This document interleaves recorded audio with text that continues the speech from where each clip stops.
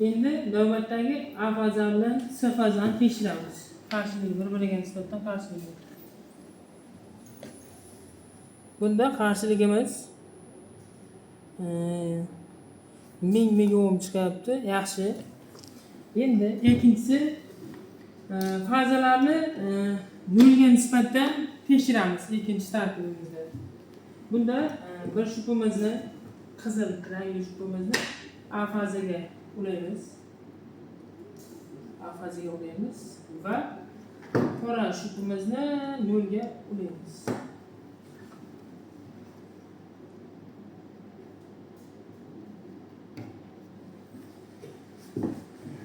Hozir bu yerda A fazani nolga nisbatan qarshiligini, fazalararo nolga nisbatan qarshiligini o'lchayapmiz. Bunda ham A faza nolga nisbatan qarshiligimiz 900 megaohm chiqmoqda. Yaxshi.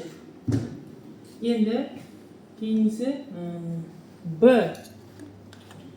fazamizni nolga nisbatan tekshiramiz.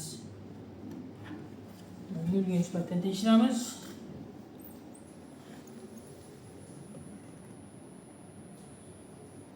Bu fazamiz nolga nisbatan qarshiligimiz 2000 megaohm chiqyapti.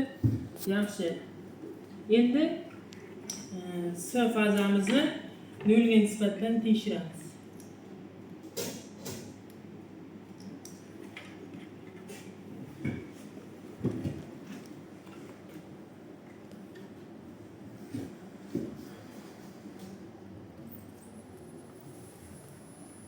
Bunda S fazamiz nolga nisbatan qarshiligimiz 1000 megaohm chiqyapti.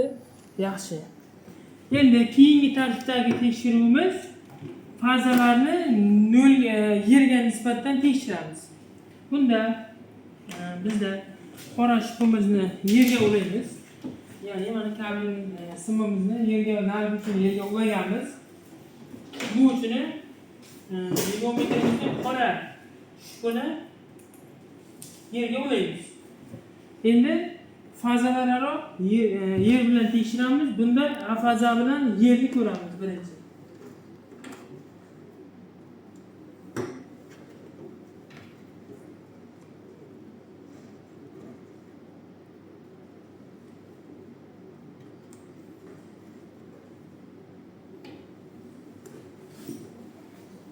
A faza bilan A fazani yerga nisbatan qarshiligini tekshiryapmiz.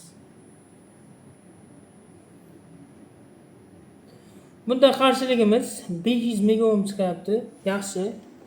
Endi B fazamizni yerga nisbatan tekshiramiz.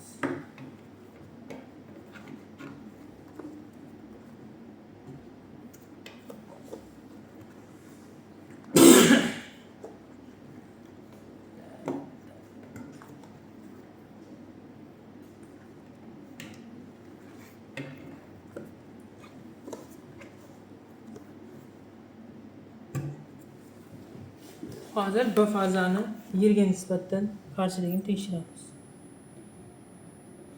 Bunda qarshiligimiz 1500 megaohm chiqyapti. Yaxshi.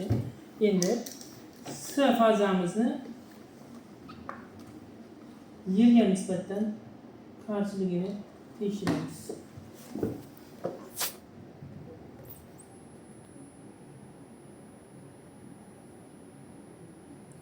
Bunda qarshiligimiz 800 megaohm qarshilik chiqyapti. Yaxshi. Endi keyingi tekshiruvimiz kabelimizning butunligini tekshirishni boshlaymiz. Buning uchun kabelimizni A faza, B faza, S faza va nollarini bir uchini birlashtirib ulaymiz. Bizda o'zi maxsus ulanadigan joylari bor.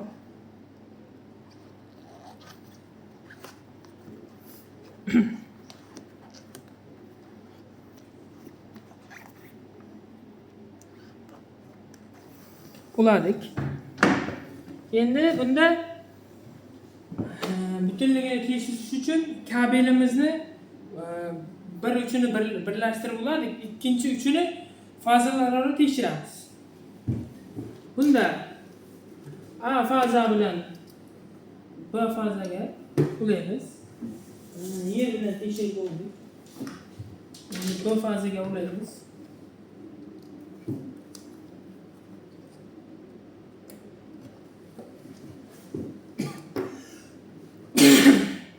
A faza B fazaga nisbatan butunligini kabelni tekshiramiz. Bunda qarshiligimiz 0. Kabelimiz A fazaga nisbatan B fazamiz butun. Keyin B faza bilan C fazani ko'ramiz. Qarshiligini o'lchaymiz. Butunligini.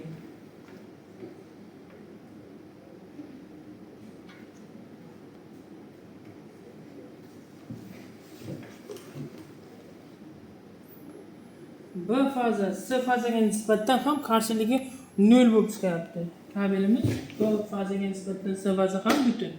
Endi C faza bilan A fazani bir-biriga nisbatan tekshiramiz butunligini.